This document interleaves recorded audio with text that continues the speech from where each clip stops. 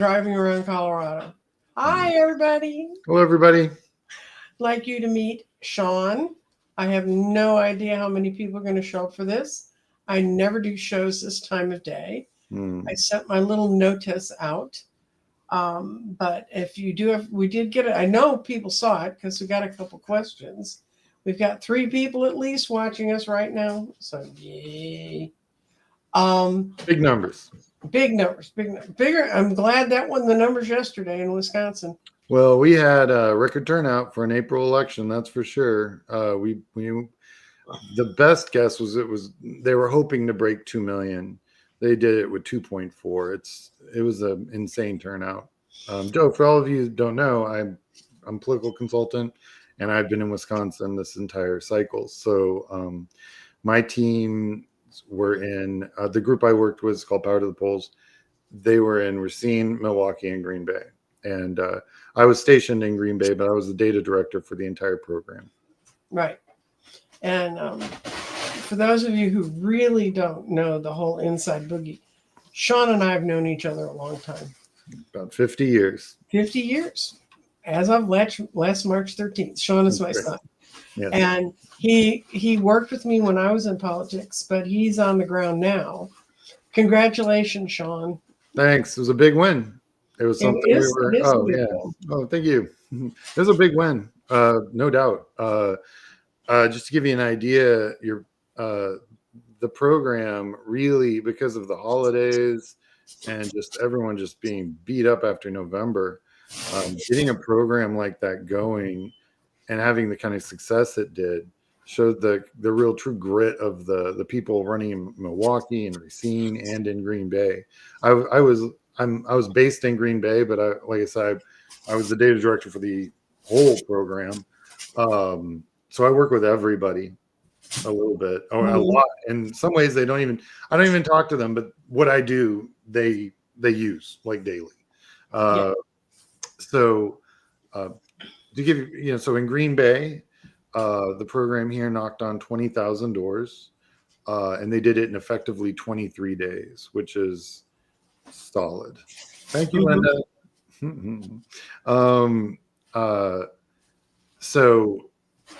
That was heavy lift. Milwaukee had a heavier lift. It's 5 times the size of Green Bay, and Racine's about the same size as Green Bay, a little bit bigger. But it was a good program overall. Everything went the way we wanted. I mean, Green Bay moved 11 points to the left. Wow. Yeah. Yeah, and for those of you who don't know how these numbers work, and I realized all of America is getting a lesson in politics it never wanted to have. But that's why, even though we took a hit in Florida, and we did get a comment sent in early. She wants to know if the Florida elections were rigged. No, because we moved, Dems moved, or liberal moved, or getting away from Trumpy people moved by 15 points in one and the other. Yeah, and so that's points means a percentage point, and that's a lot. I mean, when you hear people talk about a district as Republican plus 6, that means that there's a 6% that above the range of it normally shows up for races. It's 56 to 44 is right. It boils down. Yeah. And, we talk that way and we kind of forget that other people are like, what's that mean? But if you want to go into acronyms, we can go down that road. We have tons consultants have a drinking game built around acronyms. So it's but no, you're right. So basically what we saw was so Green Bay is kind of like the battleground of the battleground.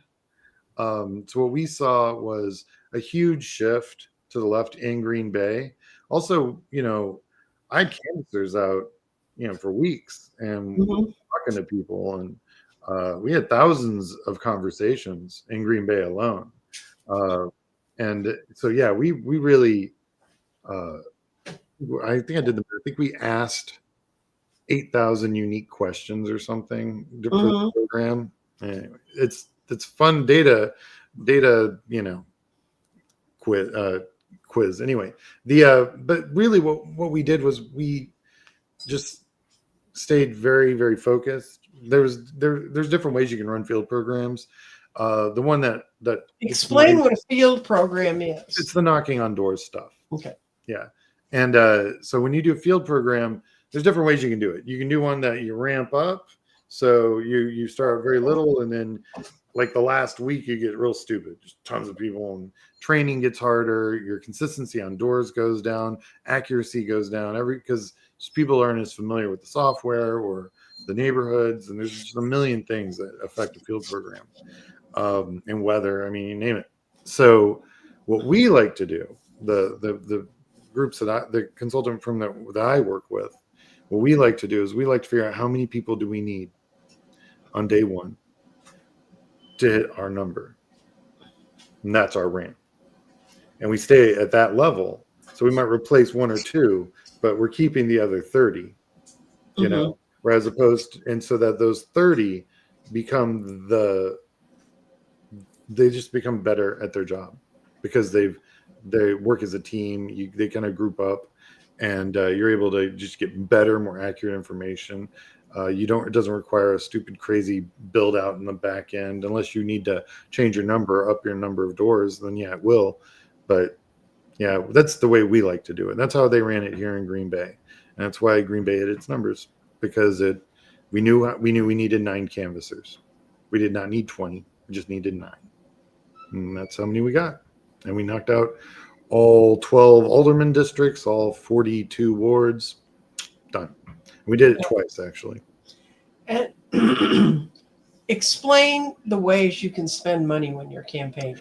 Okay, so the best, Brookings Institute did a whole paper, 2,000 different campaigns they researched, and nothing comes closer to a return on investment like canvassing and field work.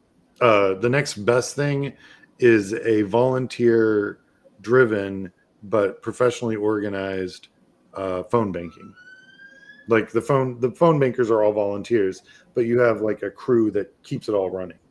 That's the next best thing after knocking on doors, and knocking on doors is twice as efficient with the resources as that. So it's really not. It's a distant second place.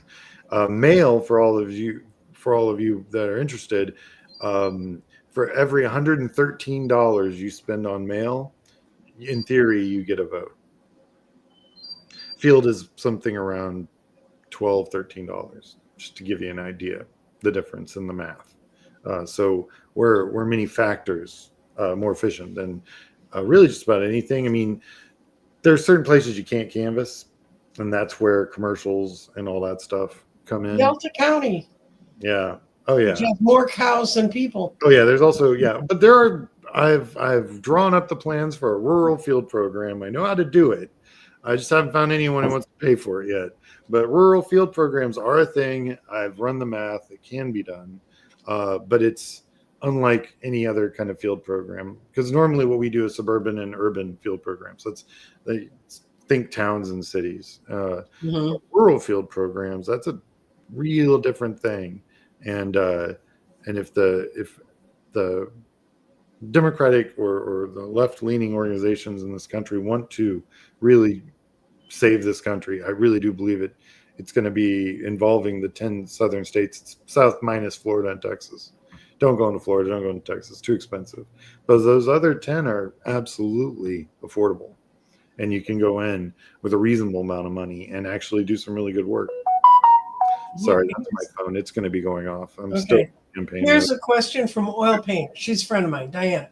Wrapping us in extended assuredness, we must remember the feeling of already having what we want. So this is the idea that you just have to keep the most positive face and the most positive things inside. And for all the people who've been disappointed and moaning and groaning, I don't normally do politics, as most people know. I do it with Scott on Sundays. And I've been there, and I've done it with you on a couple of Sundays. You've been there. But what we keep trying to explain to people is it's you. Sean's worked his people's butt off and his. This Jen's a sweetie. She lives in New Mexico. Here's another state that's a little difficult to canvass in. And there is an outpouring for all the people in Wisconsin, and that's true. And there's a lot of Republicans that are looking over their shoulders because they know this is why they fight so hard. The next thing is going to be to block voters from being able to vote, which is another problem we have in Texas. But so because we know we can, they Sinclair Broadcasting's bought up all the networks, so all of the broadcasting is in. Who wants to sit through another political commercial anyway? I've gotten so fast at fast forwarding through those that you just. Oh, I mute commercials, political or otherwise. I mute all of them. I don't. I just. It's just noise. I don't need in my world. Mm-hmm. And then we've got a question from someone in Florida. Oh, fun. They're from. I have a lot of people who watch me that are in Florida. Yeah, that was a hard. I mean, those two seats were very, very safe. The votes changed in Florida because of gerrymandering. Oh, so gerrymandering is my favorite way that, and by favorite I mean my least favorite way that politicians choose voters and voters don't choose politicians. I'm asked quite often if you had to get rid of Citizens United or gerrymandering, which would you take? I'm like, Citizens United, just so you guys know, is how all that dark money flows into campaigns. I would take gerrymandering because there's only so much money you can actually spend in a campaign where you're even getting a decent return on your investment. There's a point there where no matter how much more you spend, you're not going to get any more votes. That's just it. But you can keep on spending money. And they usually do. Yeah, Elon did. He spent quite a bit on that stage. Oh, yeah. No, for real. I'm going to talk about that on my show after this. And it's going to be they outspent us. Yeah, our candidate raised a lot of money the last 2 weeks, but they were flooding the state with money for months. And they outspent us just simply because they were doing it longer. Huge difference. I mean, I have a list of the billionaires who donated, and the top 4 are Republicans until you get to the finally one that's a blue. I mean, it was that's what kind of freaked everybody out. That's why, there's a new thing that campaigns and organizations are playing with. They're always trying to replace field. And they kind of did briefly, I think. They killed it in the 70s. 70s, yeah, 70s and 80s, because phones took over. Yeah, I mean, robocalls and all that stuff. And you had to answer your phone, and you also had to check your mail because there was no e-bill or anything. So mail worked, and that all replaced field for a long, long time. And then in the 90s, which is when I started working in campaigns, I worked I grew up on Guam, and knocking on doors in the villages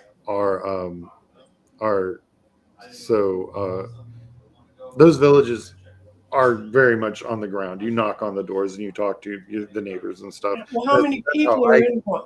How many people are on? Well,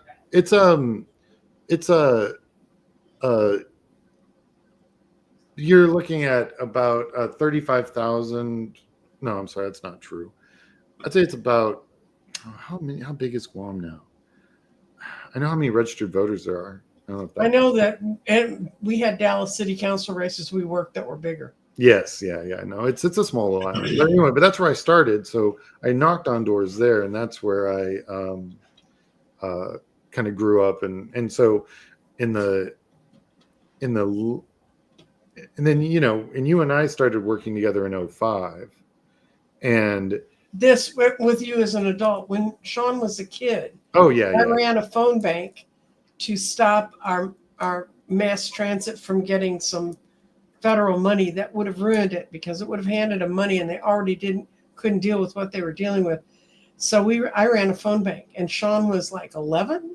think it was 11. 11 or 12. And you were on the phone bank. So was Casey. And She was 9. yeah, so you were like, yeah, I know. And people would say, "Are you a kid?" And Sean said, "I may be a kid, but I can see that the buses are rolling by and I can count to 10 and there ain't 10 people on it, you know." And that was a race that this is where you talk about money and influence and everybody trying to put their power out. But the people on the street could see the empty buses and they could see that they couldn't make anything work. And then we had a real phone campaign. I had a couple who showed up who had, and this is to tell you how can I get involved. They had never participated in anything, but there was a bus stop right in their corner. And this guy got so sick of seeing empty buses go by that he said to somebody, "How do you do?" And he said, "Well, I know somebody." And somehow he got in touch with us. He and his wife showed up every night we ran phone banks. And they called, and then they told all their friends. And then we had a bunch of people from Garland, Texas, which is meaningless to many of you, but trust me, not a hot place to get phone callers. And they, at the time, and they showed up and they called, and we had that couple who'd never done anything in politics. We had a guy who was a retired member of the Communist Party because the wall was about to fall and he wasn't part of that anymore. We had conservative Republicans. We had some liberals who said they were sick of the buses. Anyway, it was a real mixed bag, and they were in that bag of people that were making phone calls. And I had an architect who was known throughout the city, and he said, "Nancy, you shouldn't be fighting this. It's blah, blah, blah." And I said, "We're going to beat you by more than 18 points. That means 18%. He said, "No way. Both the newspapers are talking about it. We've got all the TV." I said, "You don't have the people." And when we won by 18.5 points, he came to me, he said, "How the hell did you know?" And I said, "I was on the phones," which at that point would be the equivalent of knocking on the doors. When you knock on the doors and you call on the phones, you get a real understanding, and you know when you're going to lose too. Trust me, guys. There are times. Oh yeah, no, I know. I mean, and you also know when you're going to win. Like in Obama in 08, yeah, we knocked on like almost 400,000 doors in Dallas County, but and with volunteers. I mean, that was the largest volunteer field program I've ever worked on in my life. It was also the most doors I've ever worked on until Milwaukee this last cycle, and we knocked on 800,000. So, but of course, in 08, it was hard copy. There were no apps or anything. But going back to what we were talking about, they're always trying to kill field, and it kind of died there for a bit. These smartphones actually brought field back. Not only could these hold your field program so you could see a map and you wouldn't get lost, they're also what killed auto calling. These are smartphones. They're too smart. You can block, you can filter, there's no call lists and all that jazz. And there's huge fines if you violate those. Same with texting. And there's just a whole lot of financial pitfalls that you can run into. And thanks to these little smartphones, field came back, because also with e-bill, which is probably equally related to this kind of level of technology, when we started doing e-billing, people stopped checking their mail. So now mail, which is insanely expensive. I always tell a candidate, you're not spending money until you're putting ink on paper and then stick a postage stamp on it. You're spending money at that point. But so mail died too. So you've lost phones, you've lost mail. Social media was kind of big in 08, and it's had its time. And I also, now I think everyone's in their own little bubble. So that's kind of run its course, I think. And we're right back on the doors again. Now they're talking about this relationship building kind of thing. It's what we did in 08. It's called Feet in the Street. We did this already, but we incorporated it into our field program because we saw its value, but its value on its own was not good. You need to give people something to do other than text other people. You have to give them ownership of something. So we gave people ownership of their own precincts. Said you are now a precinct, because they're precinct chairs and they're in the party and you got to vote for those guys. And that's great. They're also on average 82 years old. So what we that's did, a youngin'. So what we did was we created precinct captains and street captains. And we have precincts that had so many captains that every street had a captain, and then that precinct whole had a captain. so we ended up that's how we did it. And then what that did was they had their house parties and stuff. And then in 09, when they were doing the ACA and all, we had house parties. You had house parties at your house, Mom. Oh, So, yeah. Yeah. So we used that data that we'd collected in the field program and all the other stuff to help augment and make those house parties and stuff talking about the ACA a reality. Mm-hmm. And that's so what they're trying to do now is they're trying to not do the field and only do that relational development stuff, which I think is hit or miss. I mean, a lot of it involves just texting, and you talk to any IT specialist, and once you're down to zeros and ones only, and you've taken the human element out of it, you can get a lot of bots, a lot of AI, a lot of false data. You can't bot a door knock. I mean, my friends and I were actually talking about that. What would that even look like? And we came to a conclusion it would be like a robot that would come to your door and knock, and then it would have like a screen and it would talk to you, and then it would say, "Would you like to vote? You could vote right here," and then you would vote. I mean, that we were thinking, like, what would field program and voting look like 50 years from now? We're like, I don't know. But yeah, there's no way to bot that. There's no way. There's plenty of ways to fake field program data. Believe me, I spend most of my time auditing field program data, looking for the bad actors because We've got a question from Scott, and I think he's on a work break. Well, my MAGA friends aren't happy. They say George Soros rigged it for Susan. Did George Soros? Do you know George? I've never met the man. I've met Harlan Crow, guys. Okay. I've never met George. So I'm going to be addressing this on my show, but I'll address it right now. So the amount of billionaires that donated to the Wisconsin Supreme Court race, the first three biggest are all Republican. They are Elon through his PACs, Diane Hendricks, and Elizabeth Uline.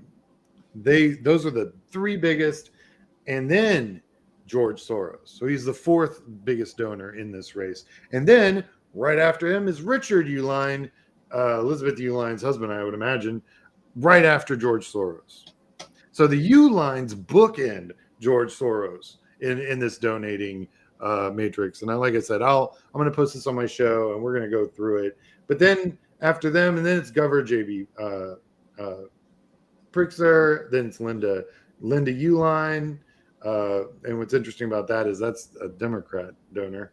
And then it's Joe Ricketts, who's Republican. And then there's these itty bitty ones that are like, right, and they're all blue. But like if you added up all the blue, they wouldn't even equal Elon.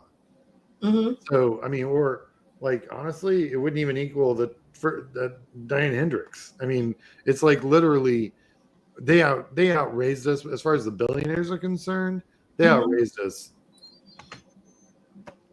I don't even know, 15 to 1 maybe. Scott brought out that's 400,000 more voters than in 2023 than 2 years ago. Yeah. Janet P. ran. And the other thing I'll say about billionaires giving billions and billions of dollars, you kind of see how money works when you run a little campaign like Dallas City Council campaign's got a lot bigger from when I used to handle them. But we always priced when we had someone come out of their house and give us a $25 check, and you knew they were on a fixed income of some sort, you knew that person not only gave you a check, but you knew had their vote. So as long as you made sure they got to the polls, they were going to vote for you. Oh, 100%. Yeah. Elon can write all the checks he wants. He can't vote for anybody in Wisconsin. No. He shouldn't be able to vote for anyone anywhere. That's my personal opinion for entertainment purposes only. Danny Shea says hi. Oh, hey, Danny. And Sean was on Danny's show on Monday before all the shenanigans. Yeah. And Susie Hatcher says magnificent win. Oh, yes. Thank you. Trust me, we've been sweating it out. I've been sweating it out down here. It's hard. I used to think it was bad when I was in the midst of it. It's much worse when you're on the sidelines watching someone else be in the midst of it. Well, what's funny is I'm gonna tell on you, Mom, here real quick. So Mom and I talk pretty regularly, especially during when we're in the campaign, because I talk to Mom like I would another political consultant, because as much as she pretends, she actually does know a whole lot of stuff. And what's funny is, but all the guys I work with know that she's retired and stuff, but we still talk. And I'm like, well, this is what's happening. This is what we're seeing. Da, da, da, da, da. And then, mom responds as another political consultant would respond, because I've been doing this stuff forever. My friends think it's hilarious because they're like, you talk to your mom and she talks, because you'll be on speakerphone sometimes. And she's like, so she's not a political consultant. She doesn't do this work anymore. I'm like, no, she's retired. but it's always nice just to have that. And I've got a few other people that have walked away from the work that I regularly seek counsel from, because it's resources. It's people I've worked with, it's people I know have solved the same problems that I'm facing on a daily basis. And they might have a better idea on how to do it. I don't believe anyone knows everything or has the best of all the best ideas, but there's probably a couple people who might disagree with that, but I don't. And I'm always looking for something that's going to make the only thing I think that does work, which is field, make that better and more and better cost and better ROI for the candidates or organizations and all that jazz. That's the key.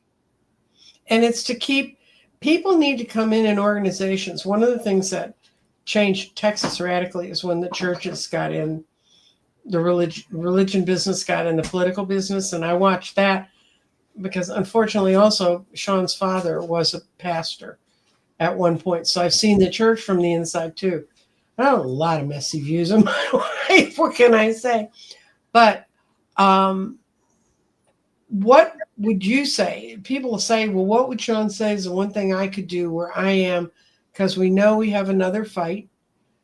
And unless something really does happen and the miracle happens and someone comes down from on high and says they did that wrong. And I've looked historically and I can't find any part where that's ever happened. What can people be doing now? If they're enthused by this and they say, what did the people in Wisconsin do? And you got to realize Wisconsin has the potential to suffer a thing called voter fatigue. They have so many damn elections. Well, who has the most elections in the entire country is Virginia. And it's not even close. I mean, and you can actually Google this. I did this. I think I Googled this a couple of years ago because I heard that Virginia might have some voter fatigue when I was working state house races back in 22. I'm sorry, 23. 22 going into 23. Yeah. And no, it was 23 because it was November 23. Okay. Yeah. Yes. Sorry. As you find out after doing this stuff for 28 years, some stuff starts to blend together. But anyway, I looked it up and they had in the last 10 years, they had 900 elections or something crazy. It was just a nuts number. And I was like, whoa. I'm like, and then I was like, what's the next biggest? It was like 40. It was somewhere. And it didn't even matter. It was, they vote in Virginia. They vote because I think they can put a petition up, and if it gets enough signatures, they can call for a vote for whatever. But somebody explained it to me, and I was like, Jesus. They vote on everything. It's because they're a commonwealth. They're not a legislative state like Texas or Wisconsin.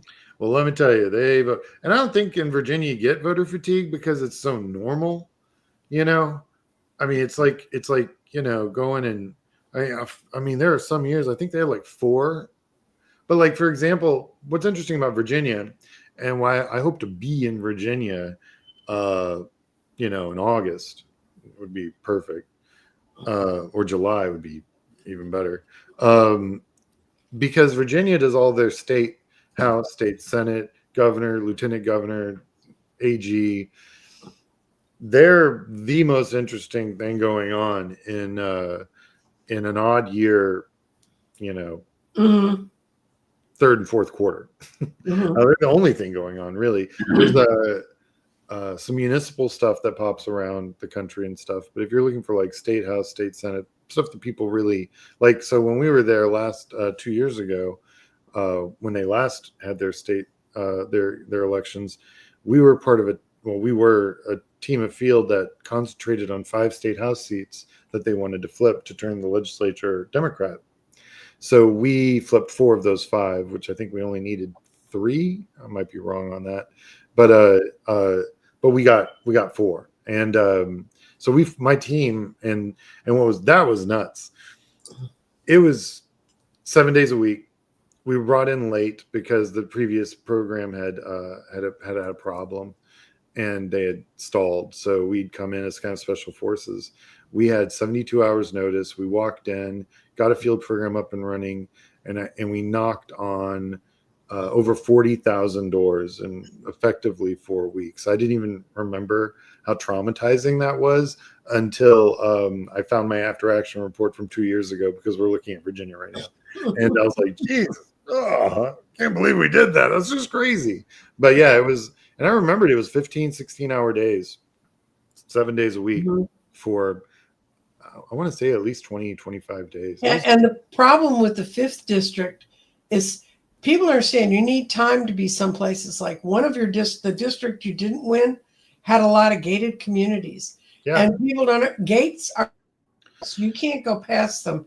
Most states have laws that keep you off that property and for soliciting. Yeah, it's privately managed or something. Right. And when we ran Obama, the southern part of the city, or southern Dallas, you can get to anywhere, but up northern Dallas, there was a lot of gated communities. Right. So what we'd do is we'd stand outside and we'd put stickers on people's cars. You want to help with this campaign? They say yes. If they lived in the property, they could get us on. And we had months to build that initiative so we could get our canvassers on. Yeah, there's no magic wand. It's just a ton of work. There really is no so after this show, I'm going to do a show on my channel, just my after action thing. But then I actually have my job where I've got at least another 9 hours of me just crunching through the numbers and auditing the field program for just yesterday, which was where we would have the most canvassers in any day. And I think we had 140 maybe on the doors yesterday, which is, so I have to look at each and every one of them.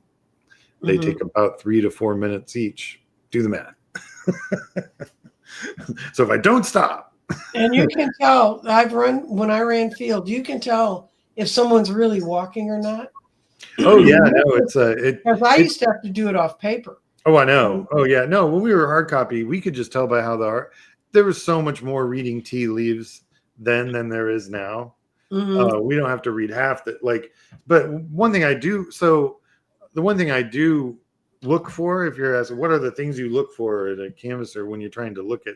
You want how many minutes per door. So it's however many minutes they were on the field divided by how many doors, and you get doors per minute.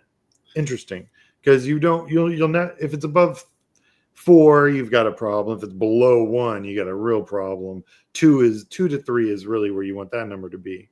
And then if it's 2, well, if you're doing 2 doors, if you're doing a door every 2 minutes, then you're going to be at 20 doors an hour, and and that's, I looked at between 15 and 20, and if they have a lot of contacts, that number of doors should go down. But if it doesn't, that's another red flag. So because the different things, as the contacts go up, your door per minute's going to go up, but your number of total doors will go down. So if you don't see that, then somebody's BSing data. So Roni says thank you to your team. Oh yeah, no. I've got a great photo of my team with the Brown County Democratic chair from last night. I didn't quite realize, it's like I don't get my photos with the team often at all, hardly, because they're out doing the fun stuff. I'm behind a computer. I have a picture of you with the new Black Panthers. Yes, I have. Well, I have canvassed with the NBP and the NAACP and a few other alphabets in my checkered political history of canvassing. But yeah, I'll be posting a photo. But the team I had here in Green Bay was really top notch. You voted 4 times in 2004. Busy year. Yeah. but yeah, no, there's definitely the team I had here are some of the canvassers that I thought worked really good last cycle. We brought them back and they were happy to do it. Plus, they were just so much better. They were even better than they were. And we picked them up knowing they were good. And then they just got better. It was awesome. Plus, they're familiar with the turf. They know their town. Very valuable.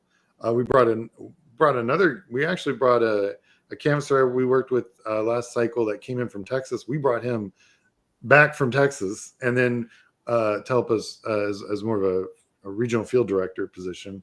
And then we had another canvasser that we brought in from Atlanta that we worked with in Virginia back in 23 that we brought in to help, it's good to have redundancy as leadership. And then the rest of it was just a lot of locals that we'd worked with in the past. It was a really, really good team here in Green Bay. They did a really good job. And now Milwaukee, also a lot of same hardworking canvassers that we had from the previous cycle. We were able to reach out back to them and bang the drum, and they all came and knocked out. It was a much smaller program, and we had 800 canvassers the last day of the election in 24. That day, that's the most canvassers I've ever fielded in one day. We did it in 45 minutes with 115 vans. So field programs can get pretty big and a little out of control if you let them. I prefer going in with a much more stable, smaller, better trained program than just using the machine gun, shotgun, hit them with a billion canvassers. Some of them will actually do the job, and then that'll be the win, So there's different ways you can do programming. And but yeah, so that was Green Bay. So any other fun questions I can answer? What if someone was thinking about running for an office? I mean, and I don't mean on the state and federal level. I'm talking about what do they need to kind of do? Okay, first thing you do is Google yourself.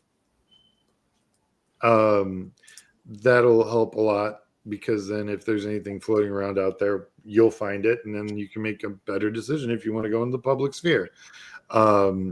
I actually have on my channel right here, CLSB Politics, I have a entire playlist that's just, you're thinking about running for office. I think it's what it's called. And it's a playlist that has a bunch of different shows about different aspects of campaigns. I think you even put the gerrymandering one in there just so you understand how that all works. One thing, if you really want to run for a seat, you want to know, because money is a huge part of nothing moves without money. So fundraising, all that stuff is such a huge part of campaigns. You want to figure out how much money you really need to start your race, and how much, if you did everything right and everything perfect, how much it would probably cost to run your race. Find out what the win number is, multiply that by $25. That'll get you in the ballpark. Now, what that'll then you either add or subtract depending on what kind of ground you need to cover, what the density of the population is. There will be parts that won't lend itself to canvassing. You'll have to mail into that. Parts that will lend itself to canvassing, and you got to really operate and really figure out where your resources need to go. Another cool trick that I always tell candidates is if you want to plan your campaign, start on election day, work your way backwards on a paper calendar. And then when you get to the day you're actually on, go forward. And by the time you get back to election day on that calendar, you will have your entire campaign planned. And then I always tell people, just like, so in diving, they have this say, plan your dive your plan, don't deviate because it could kill you. I say the same thing about campaigning. You plan your campaign, you campaign your plan. The decisions you make when you're not in campaign mode, it's like you're on top of a mountain and you can see everything because you're not in the trenches yet. But when you get in the trenches and you're actually campaigning, you can't see but 3 feet in front of you. So you have to trust your plan knows what the topography looks like in this campaign. You're able to move forward through that. Right. That's the biggest mistake a lot of campaigns make, is they will plan this campaign and then either through lack of planning or poor planning have to change. And and if you've hired a consultant worth their salt, you're going to be able to move forward and get a plan that works for your cycle and your campaign. And the other thing I would do is I go to your elections office, their website, because they're going to have all the rules for running for office. All the paperwork needs to be handed in when it has to be handed in, your campaign finance, all that jazz. All that stuff's going to be in your elections office website. Definitely worth the check. It's one of the first things I check whenever I'm running a campaign, because I run campaigns in different states now, so they can be different. The rules. Oh, it's all different. Words are different. What's a what's? Oh yeah, I know. Like they have wards here, and it's precincts in most other places. And then they have what do they have in Louisiana? They have the parishes. Thank you, parishes is what they call them. So yeah, so it's all, you're always, vocabulary is a big thing. Know, and also know what your job can, with the job you're running for, actually know what it can do. Yeah, and do you want to do that? And do you want to do that? Exactly. You know, I've had a couple of candidates that, after working with them and knowing what the job was going to be had they won, I was kind of happy they lost, because I don't think they would have been very happy at that job. Once I got to know them, I was like, I'm kind of surprised you ran for this, you know? But yeah, and the other thing is, the same thing goes if you're looking at working with a candidate or for a candidate, supporting someone in your area. Take a long, hard look at them. But I do have a funny story about Googling yourself. I had a guy who was thinking about running for Dallas City Council, and he looked back and he hired a private detective and said, go find out anything you think. Well, he found out in one case, he'd been married before and lived in New Jersey. And they had a tax warrant out for him because his ex hadn't paid property on the tax she'd gotten on the house, but all the titles weren't changed. So anyway, he went in and got it all straightened out. So he didn't have a tax. They couldn't show up at the end of the campaign saying he doesn't pay his taxes, but he wants to tell you what to do with yours. But the more surprising thing, he only found two things. The other thing he found out is he had a son. And he had never known he had a son. And the guy was in college by the time he found him. And he found out an old girlfriend had gotten pregnant by a professor at the university, and she didn't want to squeal on the professor, and he'd graduated and gone on. So she put his name on the birth certificate. So this kid went around thinking this was his name. So he went to court, and she came in and she told the judge, yeah, I did this because I wanted to save that asshole's career. Excuse my language. But anyway, and he told the young man he never did have children. He said, if I had a son, I would have liked it to have been you. But so Sean's not joking, because you show up. We had a candidate who they found a warrant signed out by a fire department because she slapped the first responder ambulance driver that was transporting her mother to the last trip to the hospital. Yeah, it was sad. And the guy, her mask slipped off her face, and her mother's having a lot of trouble breathing. And she was fighting to get the mask back on her mother's face. And the guy said, what the hell? She's dying anyway. I mean, that's what he said. I'd have slugged him too. And as a matter of fact, she'd been supported. That candidate had an endorsement from the Dallas Fire Department. And I called the head of the fire department union, and I said, this is the story. We had more firemen walking for this woman, because this was one of those cities that hires an independent firm to be the first responders. Yeah, they're independent contracts. Yeah. Yeah, independent. And he said, this is a great story for us. We're going to tell you. It's lots of fun. You get lots of weird things you build up. Yeah, you learn the most random stuff. Especially municipal elections, because that's more meat and potatoes. It's where the gears of government action, like your city council person has more impact in your day to day than any congressman or president or anything. Well, maybe sort of, unless well, maybe, I mean, yeah, that's everything, I guess. Normally, in a normal world. In a world where Bowie was alive. Like, when the Beatles were fashionable. Back then. Yeah. And presidents weren't assassinated yet. No, they were. They came after the president was assassinated. I forget. It's all back in the midst of my youth. Do you guys have any questions? You can type them in. We'll be glad to try and elucidate. Otherwise, we're going to let Sean have a rest. Yeah, I've got plenty more work to do.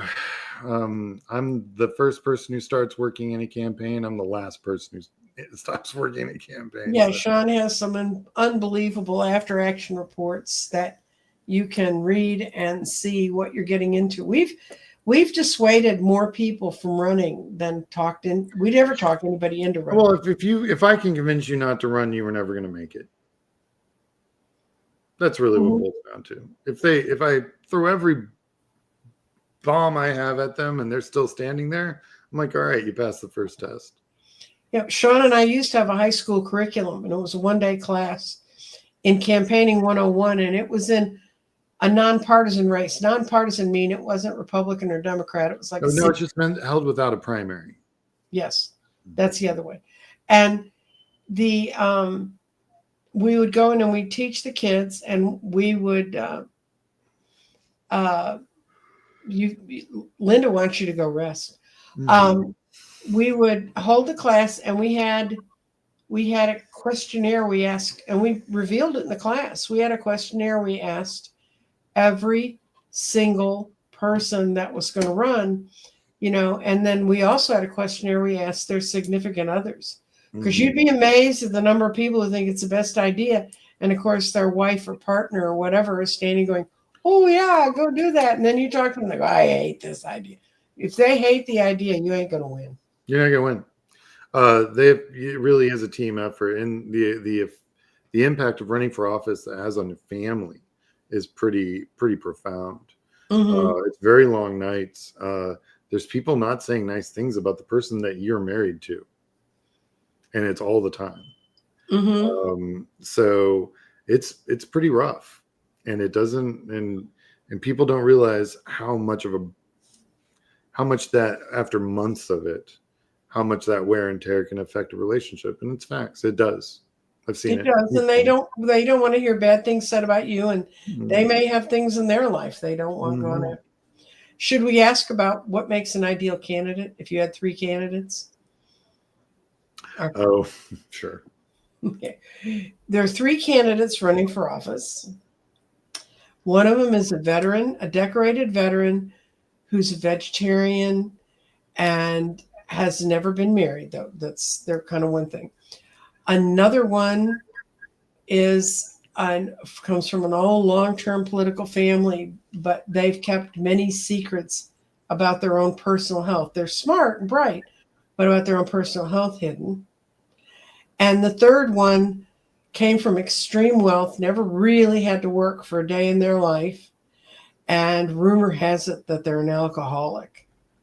Now, if those are your 3 candidates to vote for, who are you going to vote for? You can mark 1, 2, and 3. One is a vegetarian. The other one's the one with maybe a hidden health problem, and the other's the alcoholic. Well, you want to know who those 3 people are? 1 was Hitler. 2 was Roosevelt, and 3 was Winston Churchill. And when Sean and I presented this one time to a college group that was coming in, a freshman group, and this one kid stood up in the back of the room, and it was during the George Bush era, and he goes, oh my God, we've just been told that they're just this wonderful, happy family, and they're really messed up. And I'm like, because these are people who lived in Texas and knew about Bushes. And it was true. I just got, it's don't believe the ads. That's what we're telling you. Look at their smiley people knocking on the door and do your own research. If the ad has a voice like, didn't you know back in the day? If it's got a voice like that, don't listen to that ad. Or the woman's voice who says, oh my. Oh no. What's going on here? I haven't heard any of those ads in so long. I kind of forgot. Oh, we had some up here this cycle. Let me tell you. Oh yeah, I heard they had her doing everything but riding around on a broom. Oh, I think they found a broom. Yeah, no, it was pretty rough. It was pretty rough, and none of it stuck. And I'll tell you, the people in Wisconsin weren't hearing it. She had a long track record anyway. And honestly, when Elon came in, that was like the best thing that ever happened to this campaign. So Crawford's campaign was Elon coming to Green Bay. Oh God, yes, please come to Green Bay.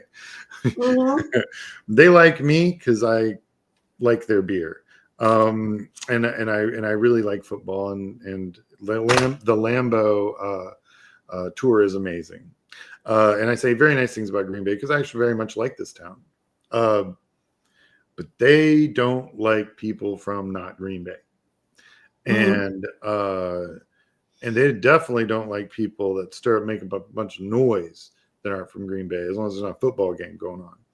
So Elon walked in here and, throw that money around, which these are farmers, man. They don't, that's not, even if they had the money, they wouldn't be doing that with it, and plus you have everything that Doge is doing to the Department of Agriculture. And you have a lot of veterans up there. And a lot of veterans. I mean, there's just so many things. I mean, it's hard to point at one thing, but Elon as the big boogeyman, which is what I think his job is to do for Trump, is to absorb, impacts, take impacts.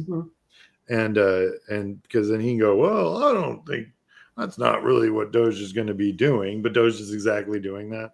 And then they're like, no, Doge is doing that. Well, Elon, I don't know. We'll have to talk to him. And then Elon gets asked. He's like, oh, that's exactly what we're doing. I mean, it's like, no, they just keep throwing it back. So there's nobody making a decision or doing anything except people making the decisions and doing everything. And that's where I think Elon's being used by Trump. I mean, whatever. But that's where I think the game was. And people in Wisconsin were just not having it. They don't like people coming in, being flashy like that. They definitely don't like what's going on with the Department of Agriculture. They definitely don't like what's happening to healthcare and costs and stuff like that. They definitely don't like tariffs on Canada. I mean, it's just north of you. Literally, it's right across the UP, and you're in Canada. And I can't even imagine what that's going to do to the economy up here. So those tariffs are going to be brutal, and it's going to blow up a lot of production here in Green Bay. And Green Bay is the kind of place that you can go work in a factory. They got factories here. They got the stacks with the steam billowing out the top. They got all that. And because this is a real manufacturer, this is a real working person. It's a working man's town for sure. And I think Elon just doesn't come off as that kind of person, and he does not. He doesn't. And I think that's kind of that in part with the other things that's going on with Doge, I think had a huge impact on this race. And I mean, Green Bay went to the left 11 points, people. That's not moving you. And that's the thing is, Sean, I've done this long enough to know you're lucky when you move 1 or 2. 2 points is huge. And even in Florida, where one of them moved at 16, I mean, you have no idea. I mean, that's huge. That one in Pennsylvania, that was an R+13, I think, in Pennsylvania. That's and that guy Senate race, and it wasn't close. No, he won. He started out with like a 14% deficit, and he won that seat. And that's what the problem. That's where Congress. So I have a whole show actually about what are the different groups in the Republican Party as far as the MAGA, and then there are about 10 to 12 congressional seats that are absolutely going to be lost in 26 by the Republicans. Most of them are in New York. I think they're going to be all over. And it's going to be random, and it's going to be, they say the saying, all politics is local. It's going to be the local impact that these budget cuts and things of that nature that are going to have locally, because that's where you're going to see the major shifts in some of these congressional state house races and legislatures countrywide all through 2026. That's why I think it'll be really interesting to watch Virginia in November in 25, because I think that you're going to see the start of that. you're really going to start seeing real statewide numbers that are going to be going hard to the left, because I mean, you can imagine how many federal dollars get spent in Virginia. Mm-hmm. How many And if you're over formerly employed federal employees live in Virginia? I would not want to be a Republican running in Virginia at all. I would switch parties. No, I mean, half that state's employed by the federal government, and now Right. half of them aren't. So right. So that's going to be even if 5% of them weren't, that would be enormous, and it's way more than that. So yeah, but yeah, that's Sean's theoretically, we think right now, right? You're heading for Virginia, so in a few months, any of you my viewers that are in Virginia, but what Sean does, he can do across any number of states because he's the data guy. Yeah, I always say if I had internet, I could do my job from the moon. Although I do like talking to people. I do. And I actually did work with the team quite a bit here in Green Bay. Although I found out they were, the field program leaders were telling people, like, you better do a good job on your door. Sean's right in the other room. He can see everything. I'm like, oh. I didn't know you were using me as a boogeyman. That's kind of messed up. You're a good looking one. Anyway, thank you, hun, for coming on. Right. And thank you all for joining us. It's fun to get to brag on my baby boy. Doing good. Keeping the fires lit. Yeah, and keeping the fires lit. Scott and I will be discussing politics on Sunday morning, as usual. And we'll hear from a real Wisconsinite. Take care, everybody. Have a good evening. Bye.